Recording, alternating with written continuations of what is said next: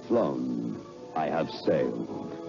I have moved about this world of ours, and ever in search of the finest of its kind, we bring you the tops in spine chillers.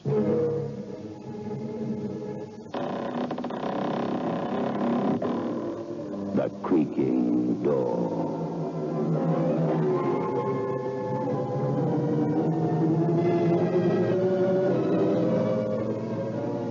The manufacturers of State Express 3.5 Filter King cigarettes take pleasure in presenting The Creaking Door.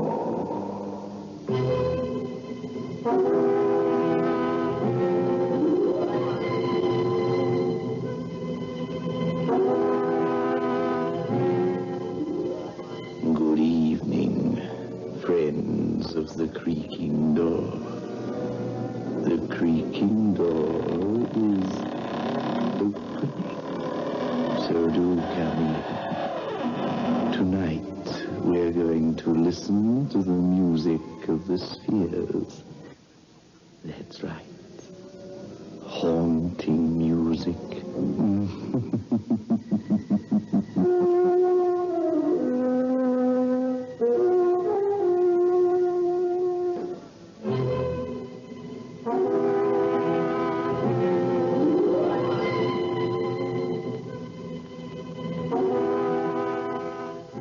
Pretty little house in a pretty little suburb.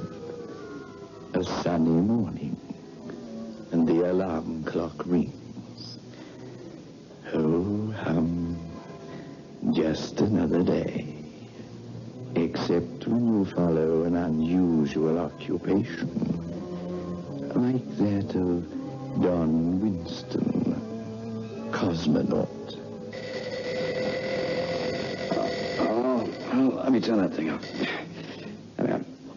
Oh, 6:30 in the morning, and a lovely, lovely day for a blast-off, honey. Donna, I'm so scared. Oh, no need to be. Like the song says, fly me to the moon.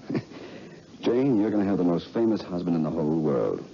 By tonight, I'm going to be the first man on the moon. How do you like that, huh? I don't like it, Don. I'm scared. You're scared. How do you think I feel? I know you're never scared, Don. You're brave, and I'm just your wife. Can't you guess how it feels? Anything can go wrong, anything. Oh, Donna, I'm sorry if I make you ashamed of me. Kiss me, honey, come on. There we are. The first man on the moon kisses his wife. There's no danger, June, honey. Less than riding a streetcar. The eggheads, the scientists, they got all buttoned up. I just ride the capsule, that's all, promise. Well, anyway, I'd better get down to Cape Kennedy for the briefing, I guess.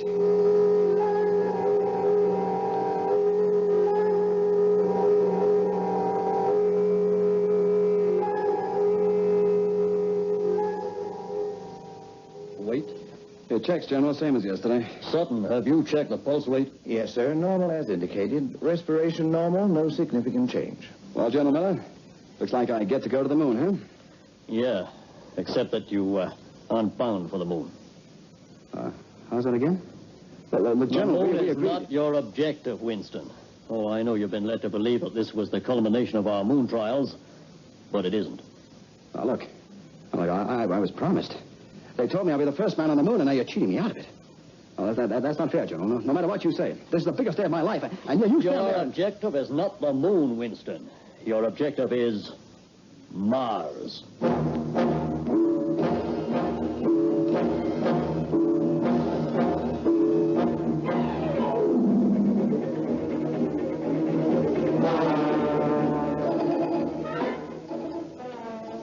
Utmost secrecy was essential. You realize that? Oh, yeah, sure, General. Sure, I do. Now, I want to introduce you to Professor Killifer, who will give you the true briefing for what your assignment is going to be.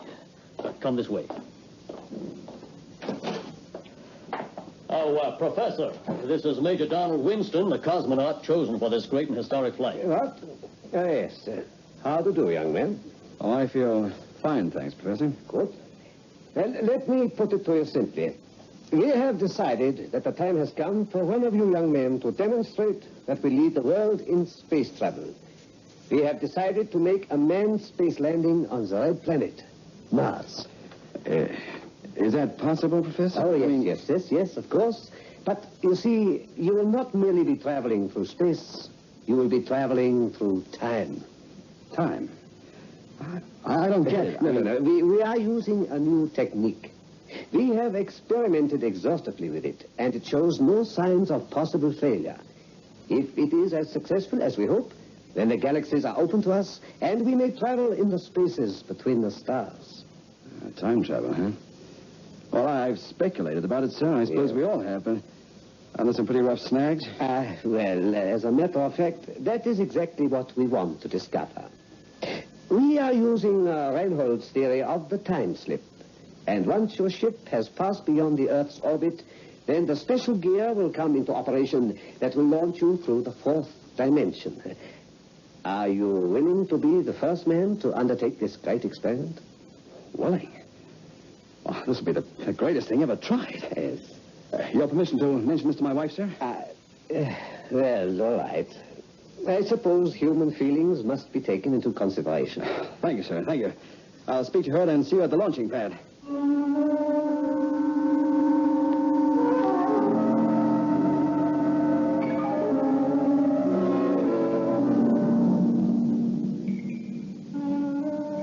Jane, honey, I tell you it isn't dangerous. How do you know? Travel through time? Who had that crazy idea? Oh, Professor Killefer. Oh, I know he looks like an old nut, but he's a great, great scientist. He wouldn't let a man run any unnecessary risk, honey. Before, I could think of you flying to the moon or the stars, but where will you be now, Don? Between the minutes and the hours, between the centuries? How can I know? Oh, Don, please tell him you refuse to go. I can't do that, Jane. It's a chance of a lifetime. I can't do that. Then I know you won't come back. You'll never come back to me, Don. Because you've signed your own death warrant.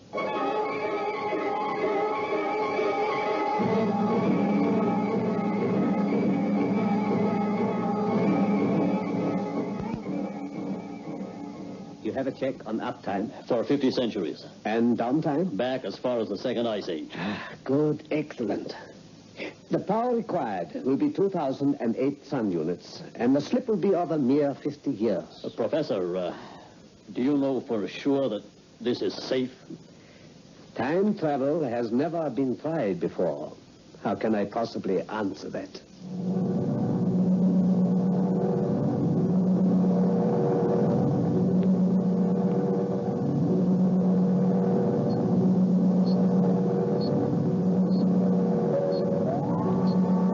Checking out. Electrics responding as scheduled. Roger. Retro rockets control. Function appears normal, sir. Check airlines and fuel ballasting. Check. By instruments, all normal. Are you ready for countdown? All ready. I'm handing you over to Professor Killefer, who will complete this briefing. Winston, I'm receiving you, Professor. when the time slip takes place in orbit, you'll feel nothing. There will be merely a singing in your ears. Do you understand? I understand. Good. The countdown will start now. 9, 8, 7, 6, 5, 4, 3, 2, 1. Blast off!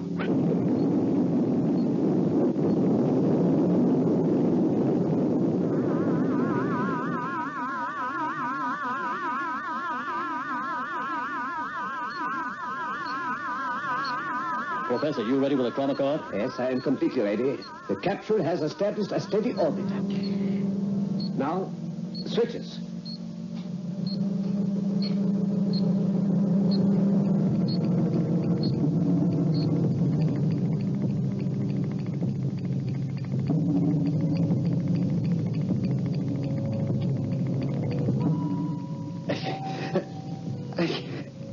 Are you receiving me, Earth?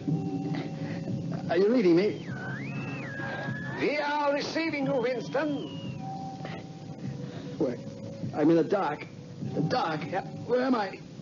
You are passing through the dust of passing time. You are in the darkness of old time. Soon you will emerge. But there's a sense of falling light. Falling light. Relax completely, Winston. Be perfectly still. Breathe deeply. Think of traveling through the spaces between the stars. Between the stars.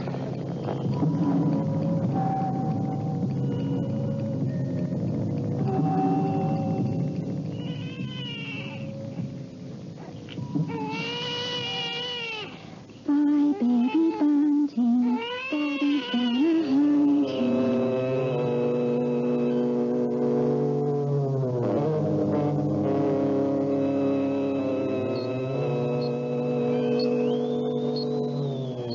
I read it as 6 light years. You check, Miller? Yeah, that checks. But there's no word from him. Even at this distance, we ought to hear the signal. No. He's moving in time. Moving in time, Killipper. Or lost in time.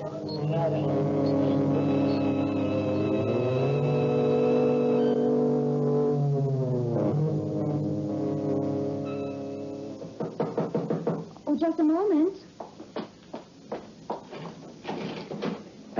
Mrs. Winston. Shh, Professor. My baby's asleep. I simply have to talk to you. And I know exactly what you have to say. My husband isn't coming back. Is that it? How can you say such a thing? How can you remain so calm if you suspect that... Because I've looked into your eyes, Professor. And I know you're mad. You may fool the others, General Miller and Don and the rest, but I know your secret. You're stark raving mad. There has been a technical interference with the radio transmission from the capsule, that's all. You know it as well as I do. You're stark raving mad.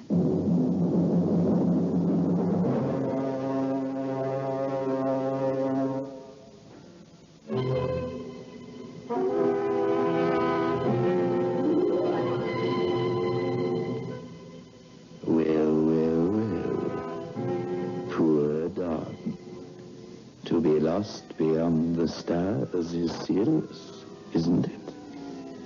But what is it like to be lost in time? It must be like living 2 minutes away from sanity.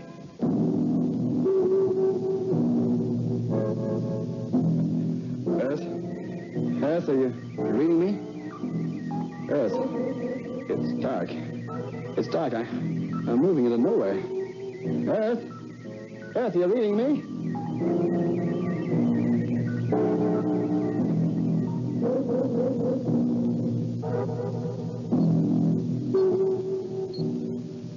Try the micro adjustment on the chronocard. Yes, I'll put it at a microsecond. With the automatic time slip counter, that should give us contact at any minute. How do we know? How do we know any longer that a minute means to Don Winston? Or 1,000,000 years come to that? He's lost. Lost in time. I've no means of knowing if this message is being received. I'll never go on broadcasting as long as it remains possible. Yeah, reading you, Winston, loud and clear. Contact reestablished, then. Good. Now get this. Mars, the red planet, is directly ahead of me. Estimated speed, 28,000 terrestrial knots. I can see the famous canals quite clearly. 2 minutes exactly, I'll fire the retro rockets to slow my descent. Understood. Miller, it's worked exactly as I knew it would. Succeeded beyond our wildest dreams. He's steering a direct course for Mars. Switch back. I am about to fire the retro rockets.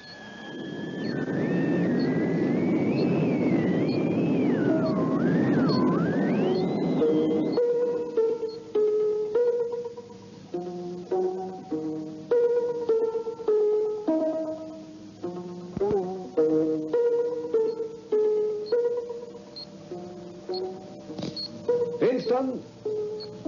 Don Winston, are you still in contact? Winston, are you still in contact? Come in, Winston.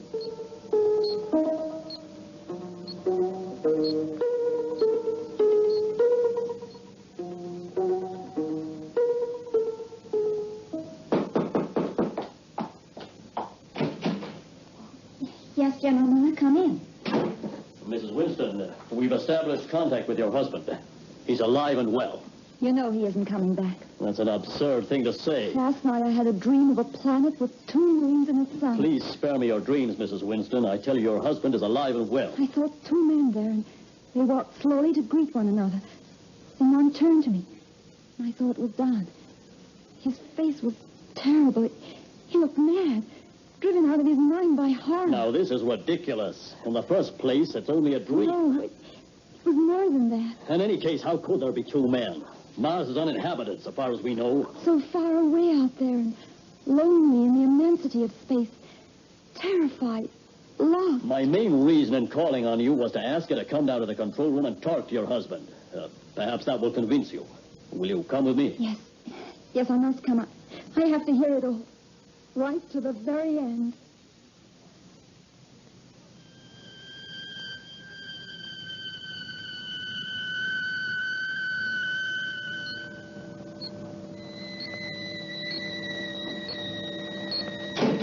In here, Mrs. Winston. Thank you.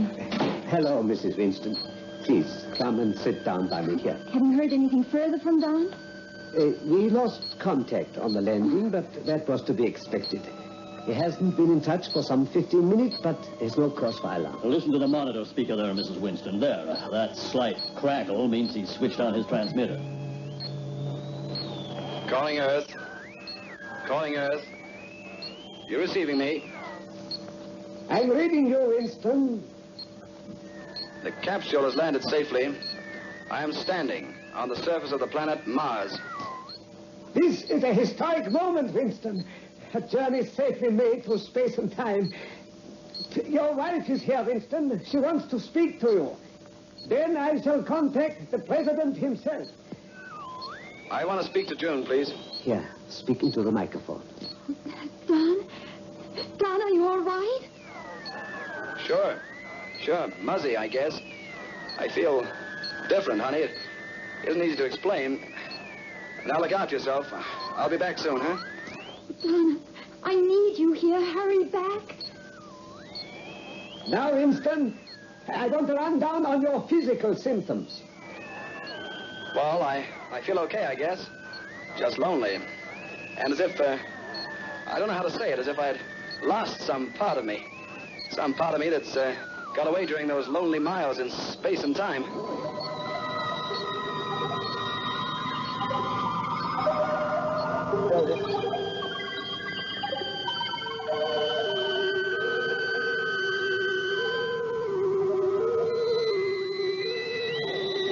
I haven't any way of saying it properly. I may have changed in some way. What is the reading on the coronal cord? Well, let's see. 70,209. Winston, check that last figure. Did you say 9? Check. 9. We read 7. Is it important? 2-second displacement. I can't understand. Although the instrument may be faulty. Never mind, Winston.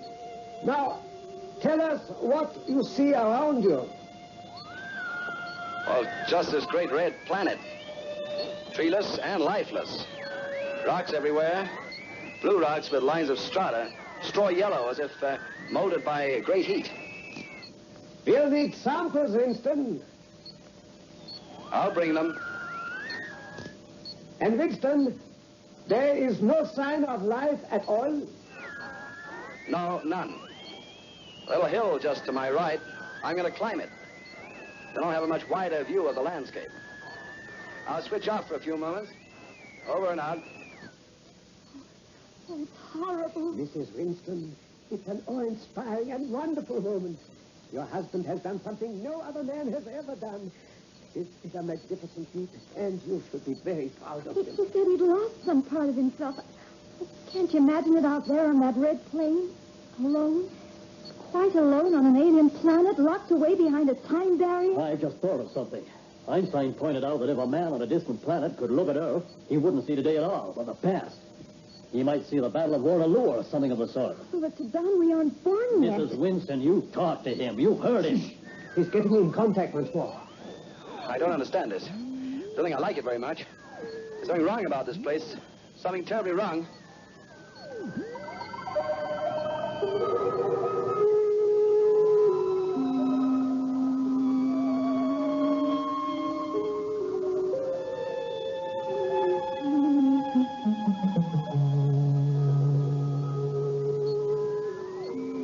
Yeah.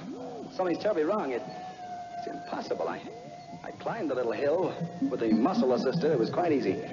I reached the top. I think I'm going mad. Because behind me and in front of me, it's a mirror image. The rocks, red earth, everything like a mirror image. Identical. Even the little hill. I'm going to walk over to that hill, but how can I? It's this hill. And I'm standing on it. I think I must be going mad.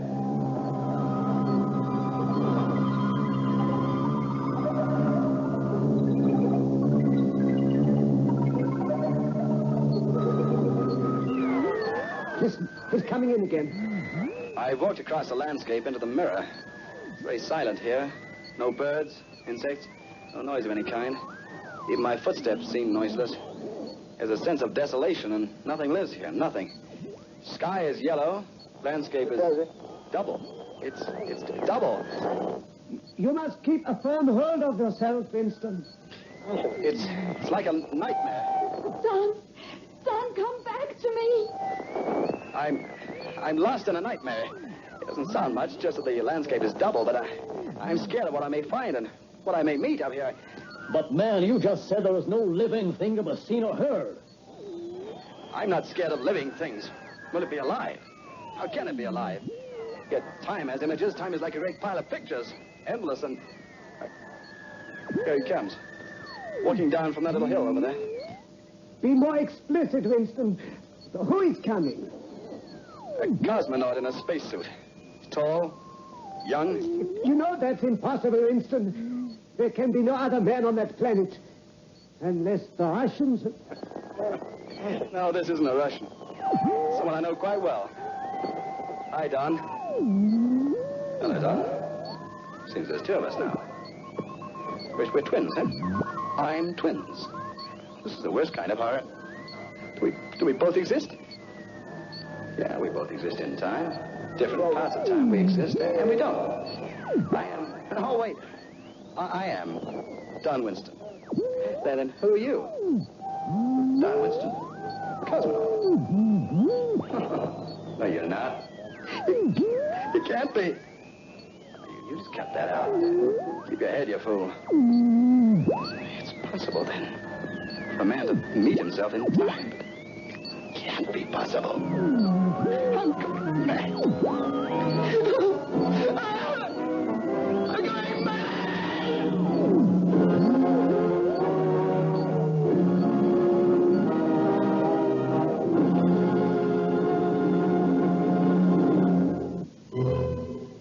We'll never know if Don Winston ever got home. One thing I'm certain of. We've seen nothing of him here, behind the creaking door.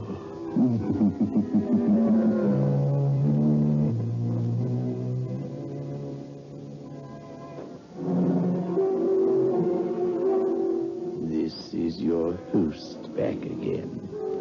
Just a reminder of our rendezvous next week. Where are we going? Through the creaking door, of course.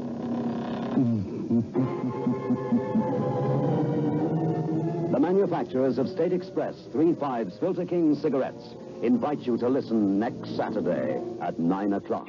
When they will again present